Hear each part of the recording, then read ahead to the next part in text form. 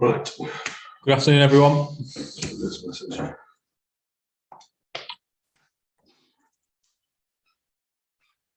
Everyone. No, don't excuse my voice, it's a bit croaky than usual this morning. Pete Stevenson, Sky, you want to kick things off? Good afternoon, Sean. Good to see you. Good day. Can I just check, first of all, your team news, please? Because Maxwell looked like he was limping off the other night, and we saw Ashley get on the pitch for a little while. So can you give us a bit of a run through, please, on how the injuries are looking? Yeah, the longer term situations, Vids and Joe and Goodmanson, they're a little bit, they're making good progress, but they're going to be a few weeks, I think. Charlie Taylor's still one to be careful with, but he's beginning to make progress, but I doubt he'll be ready for this one. Ashley Barnes is getting some more minutes. You saw him come on the other night. He's getting some more minutes in a reserve game. So, you know, he'll figure again, we hope, as long as he comes through that okay, as he's getting back to sort of true fitness. So they're the main four at the moment. Maxwell will be fine. He got a bit of a tap on his leg, but he'll be fine, I'm sure of that. We spoke earlier to Connor Roberts, and he was saying he missed the Liverpool game last night. He was busy watching the darts, but I'm assuming you watched the Liverpool game. Well, we analyse games, so it's slightly different whenever we watch it. But yeah, modern football. What did you make of Liverpool last night? No, I'm watching it today, actually. I had other plans myself, but we'll analyse it today. The staff watched it, of course. And, I mean, look, they're a powerful outfit. We know that. You know, we get the players back through a tough spell of injuries and COVID and all the rest of it. Obviously, a couple of players coming back from the Nations Cup. You know, they're a good outfit. We know that. They've got pace. They can be direct in their play, but they can play as well, you know, use the ball technically, and they can score goals. So, you know, they're a good side without a doubt. How do you stop them? Well, they've only been beat twice this year, so it's difficult. But, you know, we have beaten ourselves. You have to keep your shape well, of course. You have to work really fast on transition, particularly if they work in transition. And you've got to stay tuned in all the time. You know, they offer a threat. In a different style, but kind of as clinical in some ways as Man City, in a different format, different style. But they're a really, really strong outfit. We know that. You have to play well. You have to deliver. Certainly, your defensive framework has to be good, and you need big performances. I guess one of the most fascinating duels might be big Virgil van Dijk against even bigger Wout. I mean, that looks like a cracking contest. How surprised have you been about how quickly Wout settled in? I've not been surprised by him settling in. I mean, most players we have here settle in because the group are very open. There's a nice balance to the mentality here. So I'm not surprised at that.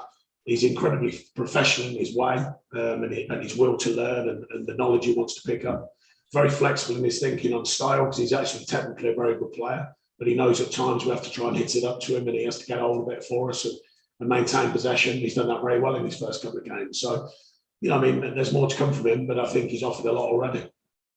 The atmosphere generated by the crowd the other night against United was fabulous in the second half. How important are they going to be now over the next few weeks? Yeah, I think they're always important to us, but I think when we're having a tough period as we have been doing, I think they're even more important. I think the other day I thought they were excellent in the first half because we were below par in the first half. Man United with the better side, but they stayed by the team. They stayed by them at half time, cheering them on, cheering them off, cheering them back on the pitch.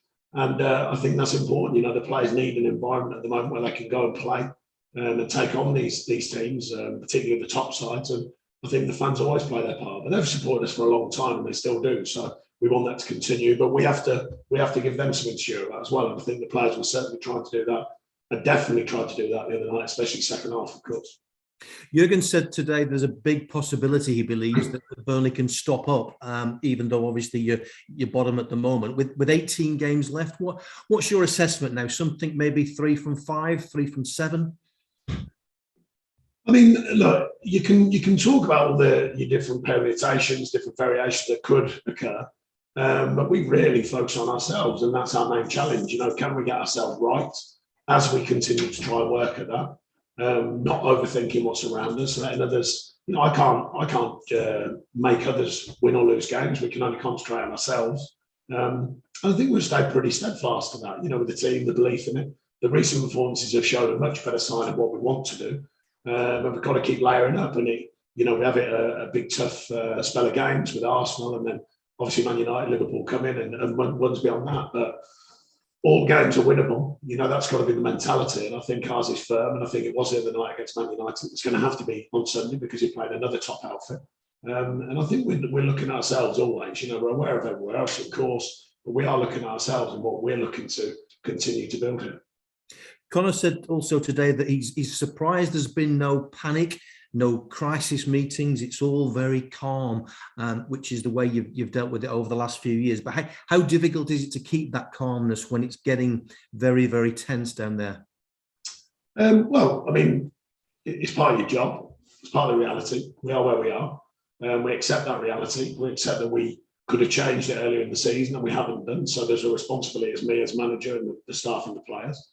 And I think the players believe in how we work here and they believe that we can win games and we will win games. So there's a firm mentality as well. So, lots of good things, but we've got to turn around into the results. I can tell you all the good stuff and what I think is right, but it doesn't mean you're going to win. You've got to go and earn the right. And I think I've certainly been talking about that in the media with the players all season. No one gives you anything in football. You've got to go and get it.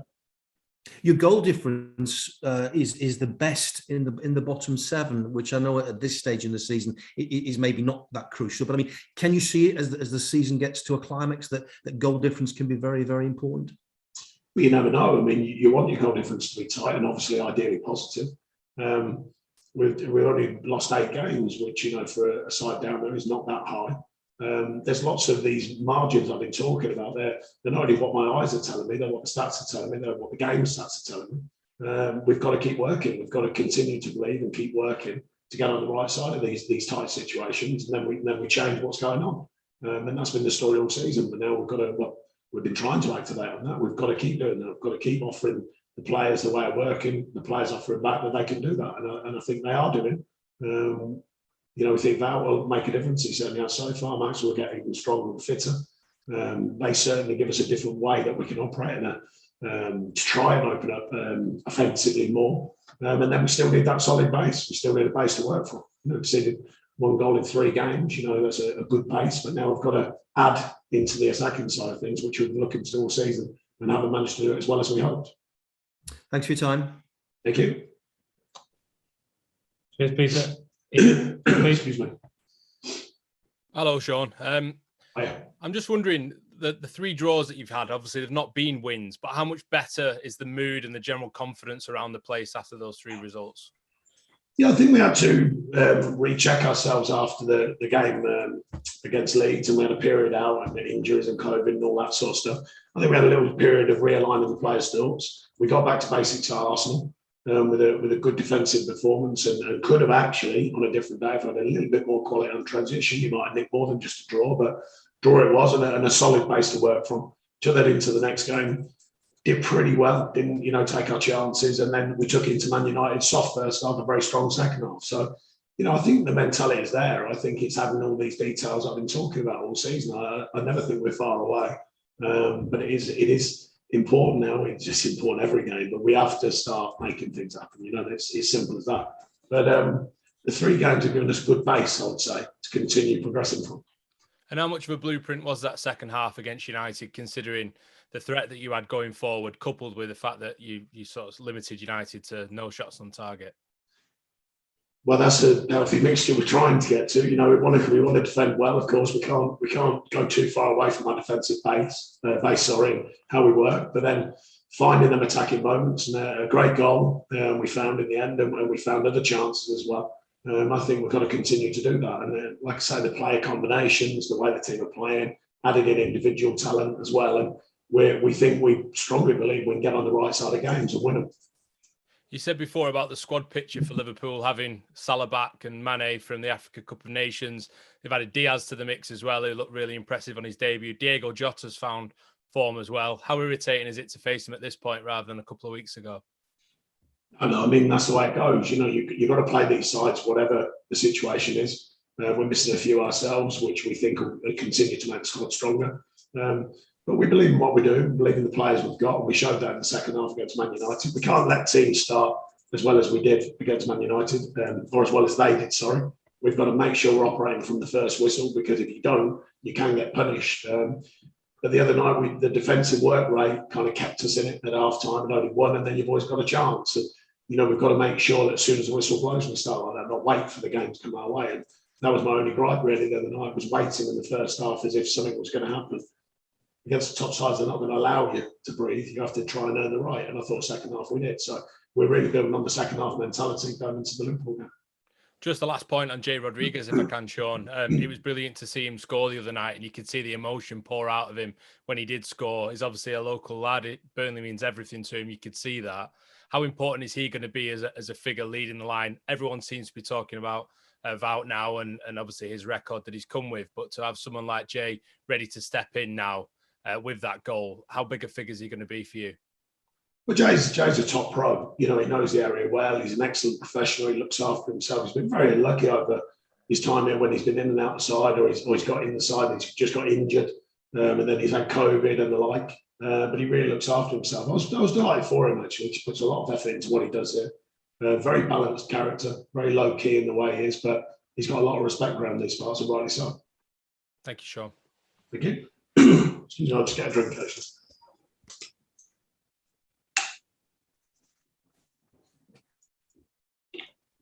There we go.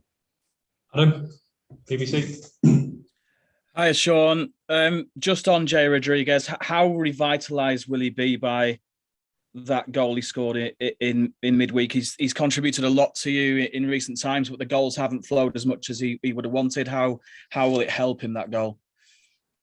Yeah, I think he was waiting to get up that milestone as well, its 100th goal. And I think, maybe there's a bit of psychology creeps in. He's got that very good goal as well. And I think his mentality has been good, actually. Like I say, he's been more unlucky than anything. So every time he's been close to getting a run in the side, he's been injured. And he was unlucky not to play the last game before because, I made a decision really on changing slightly. He'd worked very hard at Arsenal. He'd been in bed for a couple of days with tonsillitis. So, we asked a lot of him in that game. But he looks after himself. And I know he's hungry to play. And I thought second half particularly, he delivered a good performance.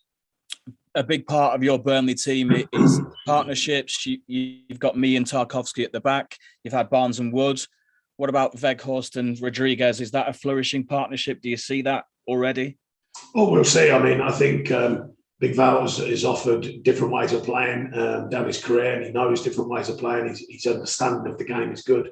I think he's aware that we often play with two strikers. Now he's got a link with that. Certainly linked very well with a very clever bit of play for himself, Jay's goal. But also sometimes playing with the number 10 behind him and linking that. I think it can flourish, but I think there's other ways that we can operate with Wout as well. That could bring goals to us, could bring a different way of playing. So we're sussing things out, and he is as well. Injuries that you've got aside, are you well enough equipped now to have a strong finish to the season and stay in the Premier League? Well, historically, the second half of the season, we are strong physically. Our stats were very, very good against Man United the other night, our physical output. We're going to need that. It's an important factor in the Premier and all football, but definitely in the Premier League. I strongly believe in what we do, and I think the players do as well. And I think that's been evident by their recent performances. You talk about details and having to iron those details out. Are there fewer details now after the last few games, the last 3 draws where you've only conceded 1 goal? Well, no, the detail should be in every performance and every planning of a performance. But I think the players are finding a bit more of a groove in what they're doing. And certainly once we got to grips with the game against Man U, we did. Somewhat against Watford, tight game, and we had chances. But I think the mentality's been strong, and I think that's important. The physical side, the mental side are very, very important over the second half of the season for us. Just on Liverpool, Jurgen Klopp has called your performance incredible against Manchester United, says it was a proper team performance. What are your thoughts on that? Because you've had some really good contests, haven't you, with Jurgen Klopp over the years? Well, there's a lot of respect for what they do there and the manager and the team. I appreciate comments about what we're trying to do. I don't, as I said, I get some independent people. I trust their opinion to watch us and let me know what they think and give me the truth. And, they're like myself in many ways. We've had some down times and some down performances, but a lot of performances have probably warranted more than what we've got. So we can't go far away from that. As regards playing against Liverpool and look, the top sides, there's enough respect there, that's for sure, from me and the team. But when the whistle blows, that has to go out the window. It just has to, because you've got to go and try and win a game, and that's what we're looking to do.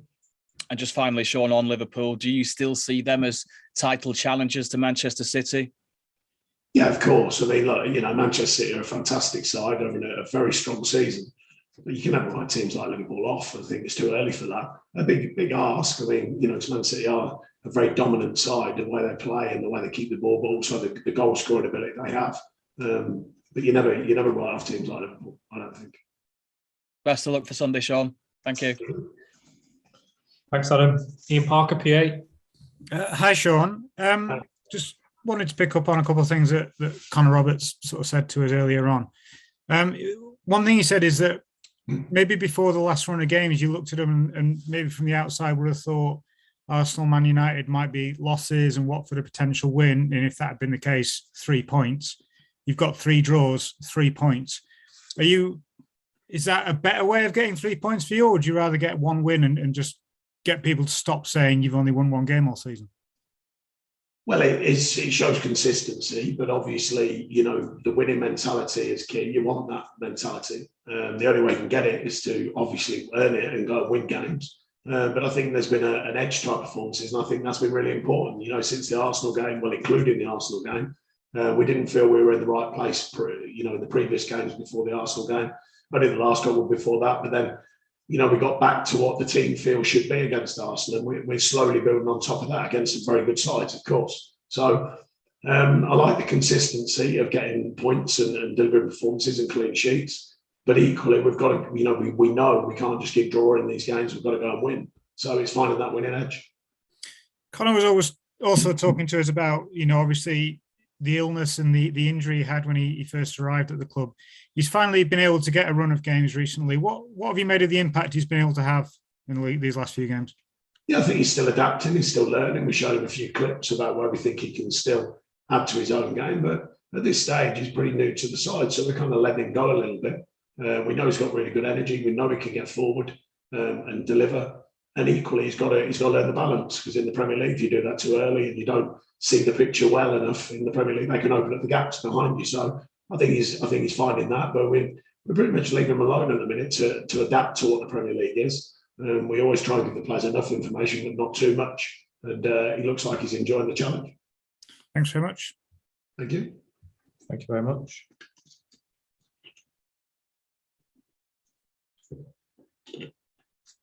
Alex James, thanks live. Afternoon, Sean. Afternoon. Just following on from that, we've seen sort of 3 or 4 players probably play out wide in midfield over the last few weeks, and similarly at fullback, sometimes through choice, sometimes through necessity with injury. Connor was talking about that sort of pairing between the fullback and the winger. Just how important is that particular combination, given it affects sort of both ends of the pitch going forwards and obviously defending as well? I think all combinations of the pitch are important, whether it's, often we play for 2 strikers or, number 10, the wide players with their fullbacks, the 2 midfield players, 2 centre-halves. You can look at all the different combinations. So I think they're all a valuable part of the team performance, and now they link into the bigger combination of the whole side. But, you're always looking for players who can combine. And as you rightly say, in our side, you've got to work both ways. We've got the power to just dominate games all the time and leave our wide players high and wide, or leave them flexible. We have to make sure they're working both ways. So finding that combination as well, not just the idea of them combining, but the team combination and how the team maps out for a total team performance. So that's what we're always looking for. Yeah, with that in mind, we saw Maxwell play wide of the midfield 4 on Tuesday night. How much of a balance act is there with him knowing his qualities and his ability going forward, married against the fact that he's coming back to fitness and he's still perhaps adapting to your defensive framework a little bit, perhaps more pertinently with Liverpool, given the way their fullbacks attack? How much sort of risk and reward is there, I guess, between playing in there? Well, he's finding the balance. He's finding his game knowledge. And as you rightly said, he's still getting to true Premier League fitness. We're having to kind of get him through this period to hopefully get him to that fitness level. It is different, as I've spoken about many times. And then adapting, as you rightly say, adapting to how the team works and adapting to the Premier League transition, which is often very fast, And I think his reading of the game is very clever at times when we can work on the counter. And equally, sometimes you've got to read the defensive side and get back in a bit quicker.